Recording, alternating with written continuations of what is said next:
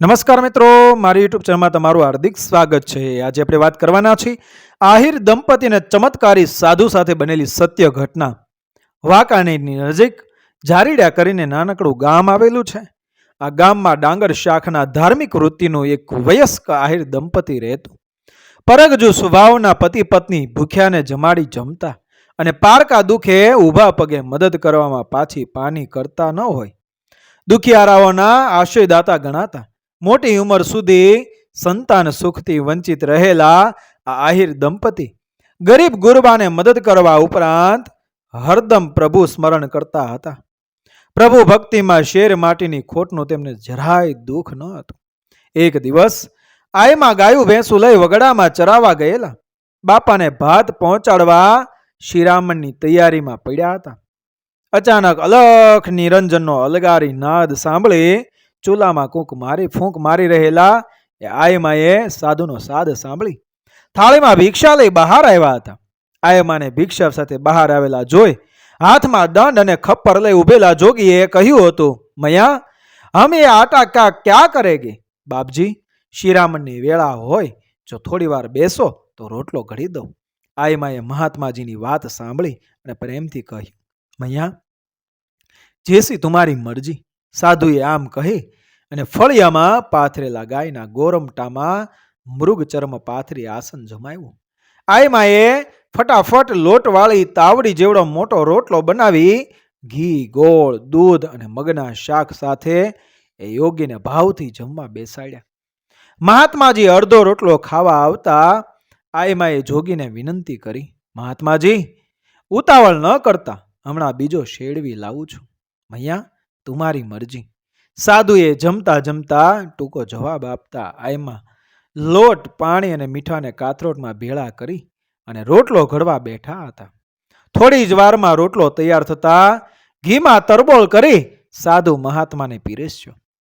પતિને ભાત પહોંચાડવાનું જાણે ભૂલી ગયા હોય ભાવથી જમાડી રહેલા આયમાએ સાધુ બીજો રોટલો અડધો ખાઈ રહેવા આવતા કહ્યું, બાપજી નિરાતે જમજો હો, હમણાં બીજો રોટલો ઉતારી આવું છું। આટલું કહી આયમાં પાછા ઉમંગથી રસોડામાં જઈ અને કાથરોટમાં લોટ મસળી ત્રીજો રોટલો ઘડવા બેઠા। રોટલો ઘડી ઘીમાં બોળી અને પીરસવા ગયા ત્યાં સાધુ મહાત્માજીએ કહ્યું, મૈયા આધી રોટી દેના। આયમાએ આખો રોટલો આપવાનો આગ્રહ કરવા છતાં સાધુએ અડધો રોટલો લઈ અને સંતોષથી ભોજન પૂરું કર્યું। ભોજન કરીને ઉભા થયેલા સાધુએ આયમાને પૂછ્યું, મૈયા કિતને બચ્ચે? બાપજી સંતાનમાં તો કાંઈ નથી। આયમાએ સરળતાથી એ જવાબ આપ્યો, મૈયા आप भाग्यवान बच्चे की मां बनोगी। तुम्हारा लड़का भक्तिवान और परोपकारी होगा। बस ऐसे ही साधु संतों की सेवा करते रहना। साधु आटलू कही અને અલખ નિરંજનનો નાદ કરતા ચાલ્યા ગયા।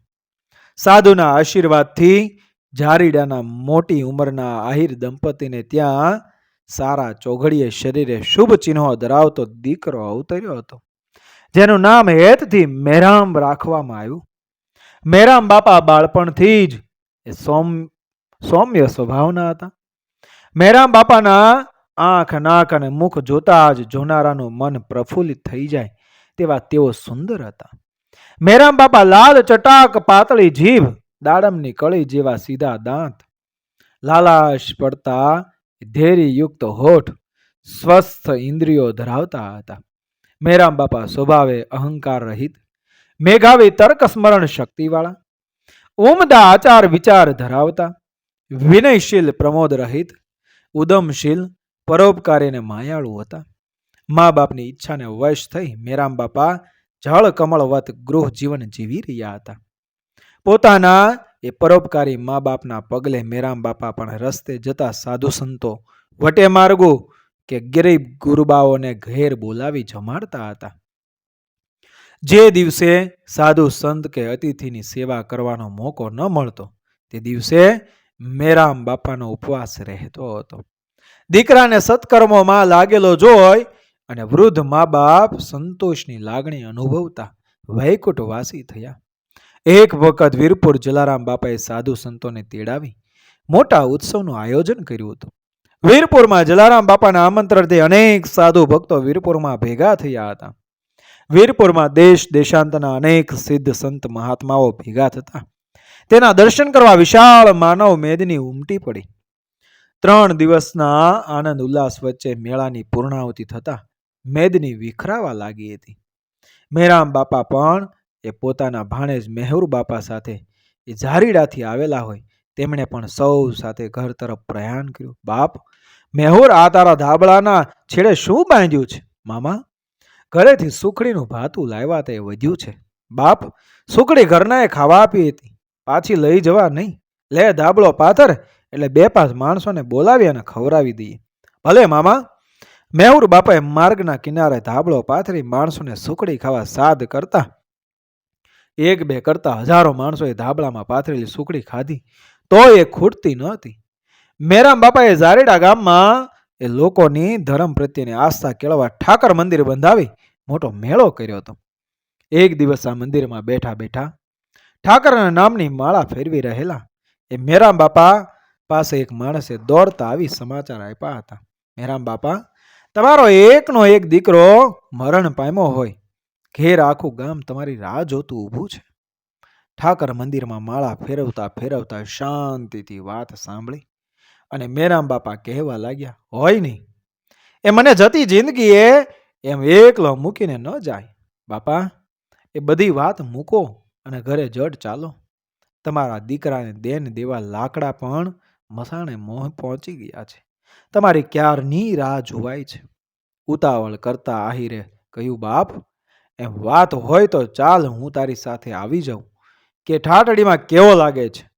મેરામ બાપુએ ઘેર જઈ જોયું તો થોડાક દિવસથી બીમાર રહેતા પોતાના દીકરાને ગાયના છાણથી લીપેલ ભોંય ઉપર સુવાડ્યો હતો. મોઢામાં તુલસીનું પાંદડું અને સિક્કા સાથે માથા આગળ ઘીનો દીવો એ સળગી રહ્યો હતો.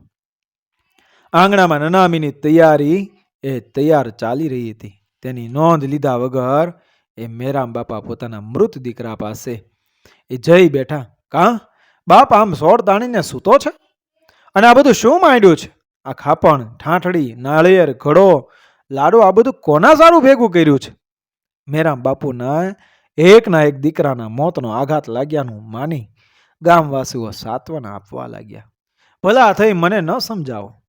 લોકોને હાથ જોડી મેરામ બાપાએ કહ્યું હતું અને મૃતદેહનો કાન પકડી કહેવા લાગ્યા, તને કઈ શરમ છે કે નહીં?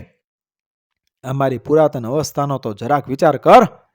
હવે મારાથી સાધુ સંતોની સેવા થતી નથી અને તું અડધે રસ્તે મને રઝળતો મૂકી ચાલતો થા, એટલે આ ખોરડાએ તો તાળા જ મારવાના ને. મેરામણ બાપાના શબ્દોમાંથી જાણે ચેતન પ્રગટ થયું હોય તેમ દીકરો ભર ઊંઘમાંથી ઝબકીને સફાળો ઊભો થયો હતો. મૃતદેહને આળસ મરડીને ઊભો થતો હોય ઠાઠડીની તૈયારીમાં પડેલા ડાઘો અવાચક થઈ ગયા. મેરામ બાપાના ભાણેજ મહેરુ બાપા પણ મહાન પુણ્યશાળી આત્મા હતા. મેરામ બાપાના સંસ્કારે રંગાયેલા મહેરુ બાપા અવારનવાર મોલડી આપા રતાના ધામમાં 52 હનુમાનજી અને કાળિયા ઠાકરની સેવા કરવા આવતા હતા. મેરામ બાપાની જેમ મહેરુ બાપાનો એક પગ મોલડીમાં ને બીજો ઝારીડામાં રહેતો. મેરામ બાપાએ જીવન લીલા સંકેલી લેતા ઝારીડામાં એકલા પડી ગયેલા મહેર બાપા પોતાની ગાયો ભેંસો સાથે મોલડીમાં રહેવા આવી ગયા.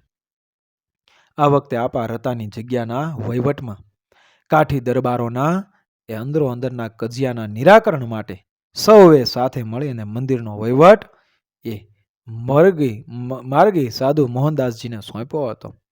મોલડીમાં વસેલા મેરામ બાપાના પગલે દિન દુખિયાની સેવા સાથે પ્રભુ ભજન કરતા મહેર બાપા હુમલે મોલડીમાં આવેલ આપા રતાની પવિત્ર વાવને ચૂનાબંધ પથ્થરોથી બાંધી ગામના પાદરમાં અનેક ઝાડ વાવ્યા. સીમના રસ્તાઓ બાંધવા સાથે પશુ પક્ષીઓ અને લોકોને એ ઉપયોગી સીમમાં તલાવડીઓ બાંધી પરોપકામના કામ કરેલ હતા. એ સાથે મોલડી ગોમતીજીમાં સ્નાન કરી મંદિરે દર્શન આવતા યાત્રાળુઓ અને તેની સાથેના બળદ અને ઘોડાઓ વિશાળ ફરજા સાથે મોટી ધર્મશાળા બાંધી હતી. મિત્રો, વિડીયો પસંદ આવ્યો મારી ચેનલ સબસ્ક્રાઈબ કરો, ફોલો કરો, શેર કરો. મળીએ આવી જ ઘટનાને પ્રેરણાદાયક વાર્તાઓ સાથે, આપણા ઇતિહાસ સાથે, આપણી સંસ્કૃતિ સાથે. જય શ્રી કૃષ્ણ, રાધે રાધે, જય મેહુર બાપા.